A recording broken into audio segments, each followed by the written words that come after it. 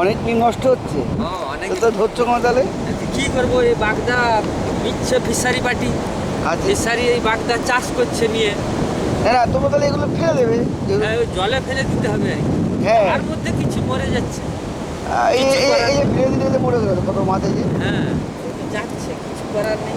সেই জন্য এখন বাগদার দামও দিচ্ছে না, সেই জন্য ধরা কমে গেছে। আগে প্রচুর ছিল, প্রচুর ছিল।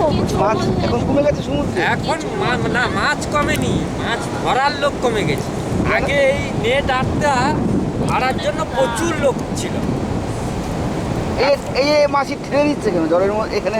এ কি করবে আর, বয়ে বয়ে কবার নিয়ে যাবে আর, হ্যাঁ কবার বয়ে বয়ে নিয়ে যাবে, যে বাঁচছে আর যেগুলো ঠেলে দরকার সেগুলো নিয়ে নিচ্ছে আর বাদ বাকি ফেলে দিচ্ছে। এই হয়তো মরে যাচ্ছে অন্য মাছ সব। হ্যাঁ, এ কিছু করার নেই, এ কিছু যাবে।